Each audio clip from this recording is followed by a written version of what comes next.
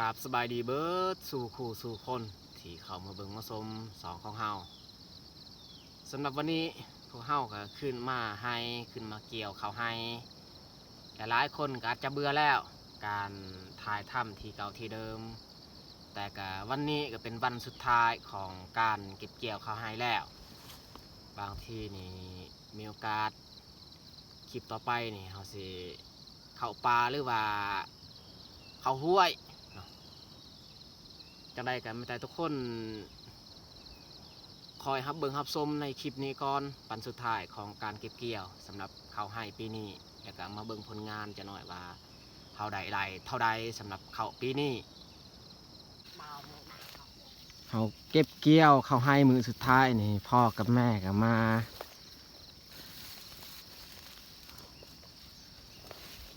ยันบ่แล้วยันว่ามืออื่นมือคือฝนตกอีกมื้อนี้ฝนบ่ตกก็เลยต้องฮีบเก็บเกี่ยวมือว่านมือซื่นอันนี้พอเฮาเกี่ยวเขานี่ฮอด9 โมงฝนตก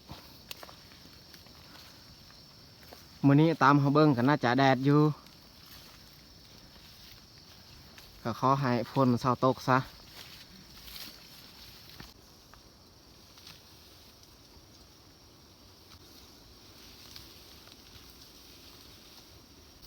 ยาวยังทำมาดูเชื่อเชียว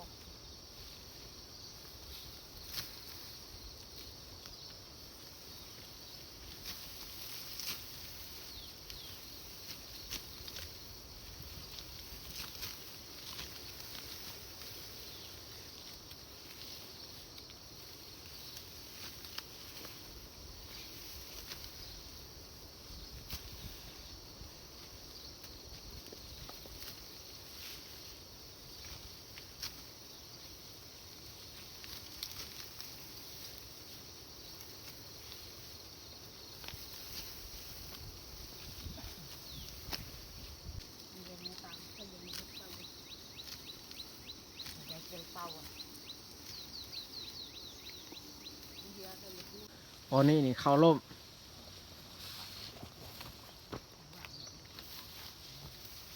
วิธีเกี่ยวเข้าร่มนี่เราต้องเกี่ยวแต่นี้ก่อน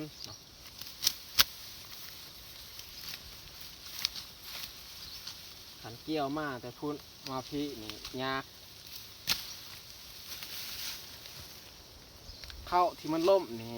ควงเข้านี่นูกินเบิดฮะ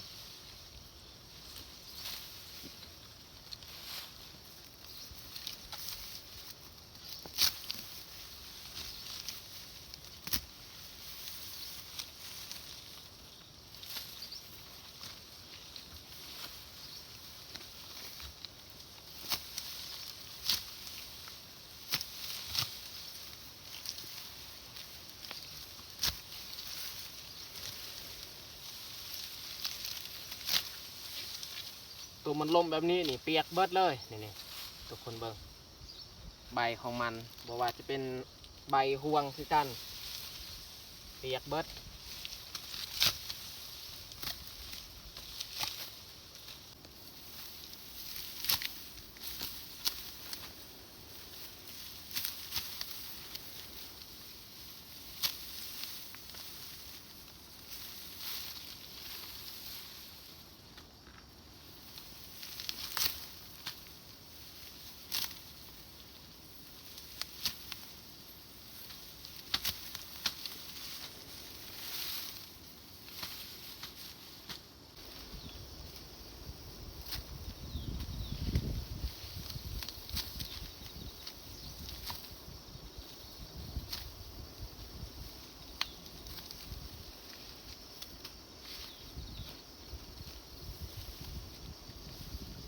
เอาเกี่ยวสำนีก่อน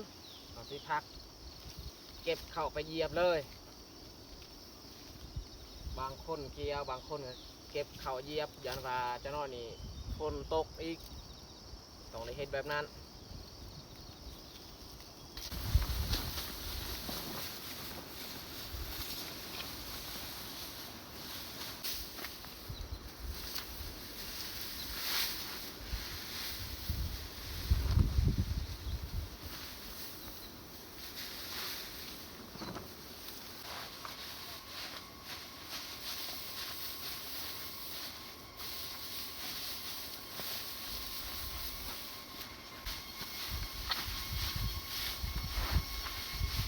วันนี้นี่เขาเหยียบแต่เช้าตั้งแต่8 โมงเขาเก็บข้าวมาเหยียบเลยเพราะว่าคนเกี่ยวข้าวนี่มีแล้ว3 คนคือพ่อกับแม่และกันน้องแง่คอยกับเบายูบนี่เหยียบข้าวส่วนน้าเต้ยนี่เป็นผู้เก็บข้าวมากองไว้อยู่นี้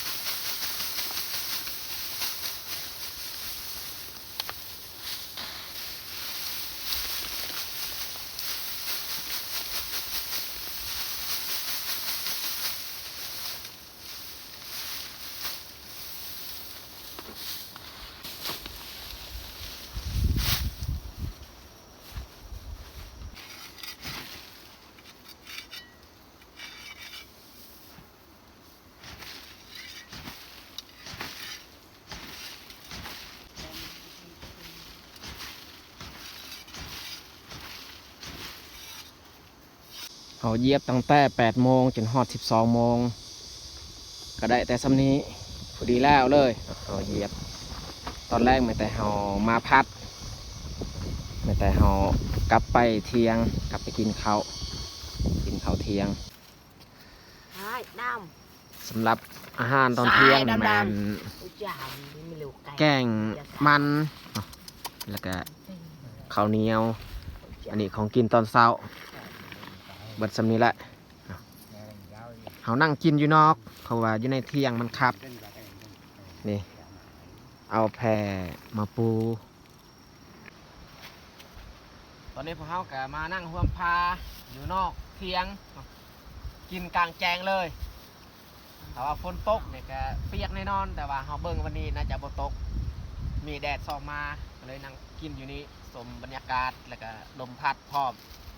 เอามาทุกคนมากินข้าวเที่ยงน้ำกันมา พี่น้องมากินข้าวเที่ยงน้ำกัน เกี่ยวข้าววันสุดท้ายเดี๋ยวมานั่งกินอยู่นอกกับพ่อแม่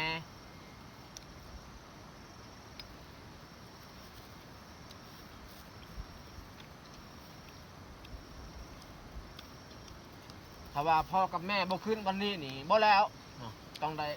เกี่ยวต่อมืออื่นอีก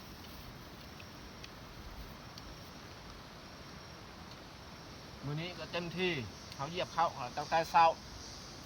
พ่อแม่นี่เกี่ยวเลยจนฮอด11 โมง 12 โมง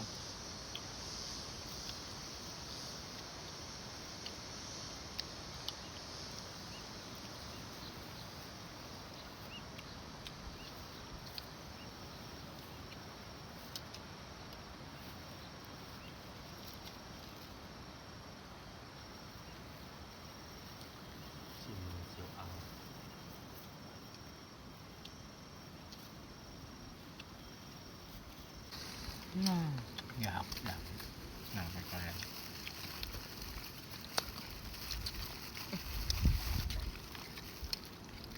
đam bà à thì đau cho cái khâu chà đau có đau mà chà có đau thì tay nó tôi con cái giọng đau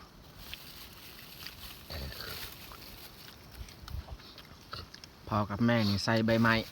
เพราะว่าบ่วงเขาบ่ได้เอามาเขาบ่คิดว่าพ่อกับแม่สิมาพ่อกับแม่มานำลังของกิน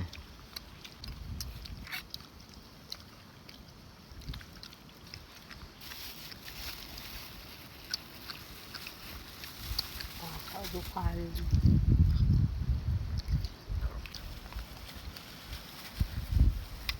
nó phải rơi cái gạo nó từng hàng ta phải lông tay vật chả bà ไม่หยอกเลย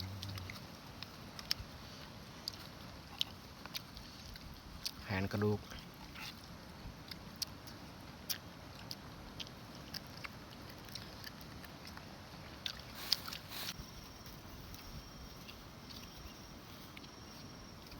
ส่วนรัวดื้อนี่เจ้าน้อยเขาเลี้ยง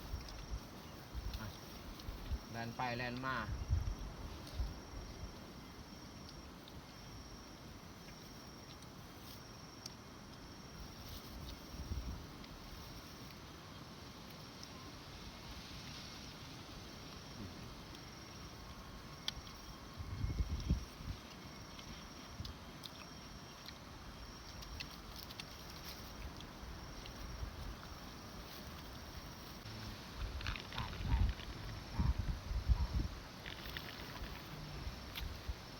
นักยิงตาแตกหมอกเวลา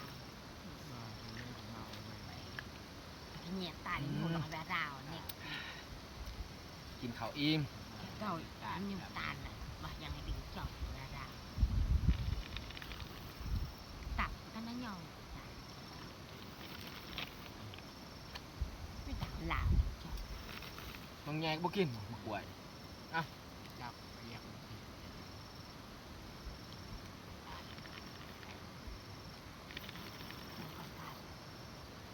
ขับแรงแต่เฮาขึ้นพัดเท่านั้นเห็นแล้ว เดี๋ยวต้องหลับมันเป็นเสียงกระแสนะคะ แต่ว่าเข้าที่เฮาเกี่ยวไว้นี่เฮาจะบ่ได้ไปไว้ถึงเราเข้าเพราะว่ามันเปียกแน่ต้องได้ไปตากอยู่เทิงเฮือนเมื่อมันแห้งจึงคอยเก็บยัดใส่กระสอบคืนก็ไปไว้ถึงเราเข้า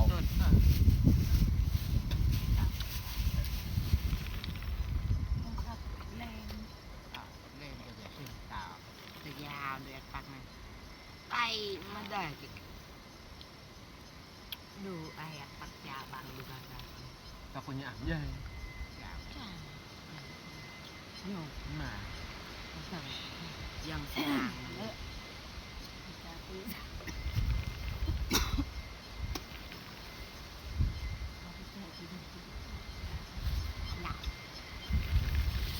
มันมี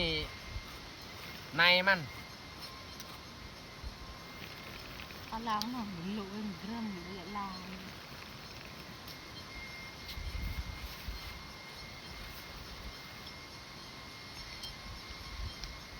มีอัดจับในหูดองดองก็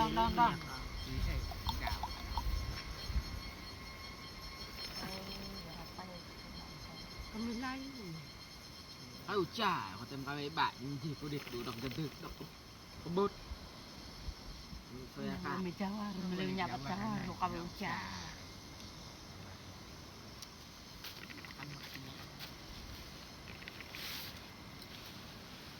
ดอมนี่บ่อยากกินข้าวที่เฮาบ่ได้ย่ำกับปากเฮามันบ่มักปานใดแต่ว่าข้าวที่เฮาย่ำแล้วก็เฮาคายออกมันสวบกินใบขนาด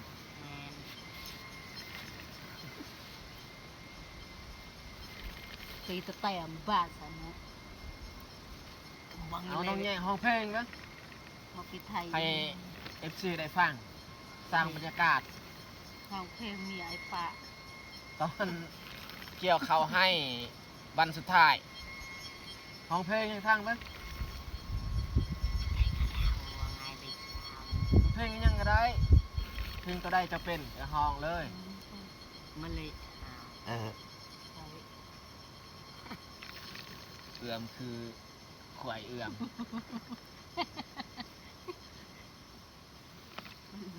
สงสัยกินอิ่มแห้ง em cha rồi dâu như ba em cha ทันเฮ็ดในนี้มันก็อยากเสียมารยาทนิดนึงแต่ว่าคืออันนี้เป็นธรรมศาสตร์ล้วนๆเลยผ่านมาเขาก็บ่ได้ทายแบบเขาเบานี่นั่นนั่งหัวนั่งยิ้มส่วนลายนี่พ่อแม่หรือว่าน้องแยกเขาอายกองแน่เพราะว่าเขาเว้าภาษากลางบ่เป็น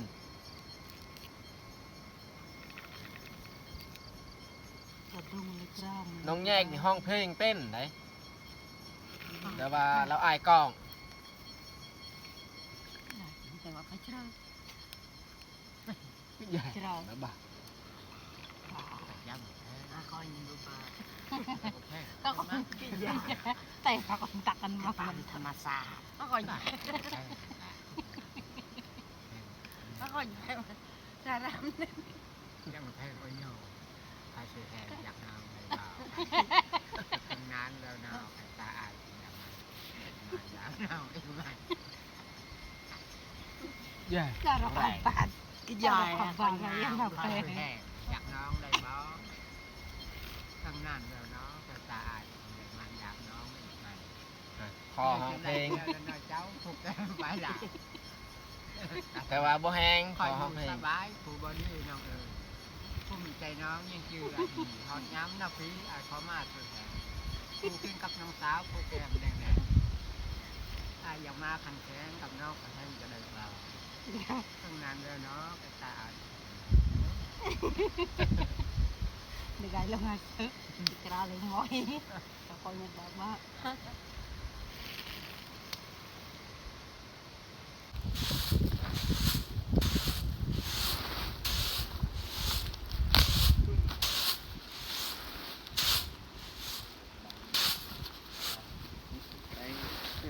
ใหญ่เป็นไรครับเอาวะมาคอยยอม đồ cha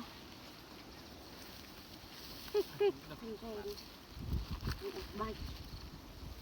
chạc ẩn nặng chọc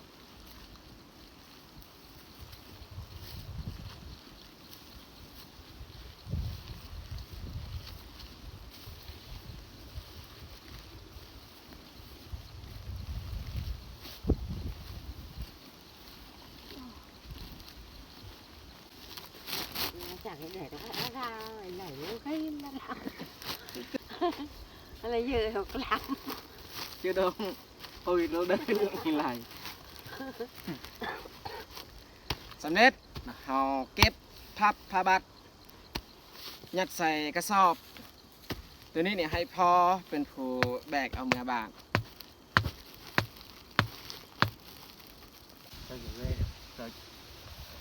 พอเฮ็ดเสือก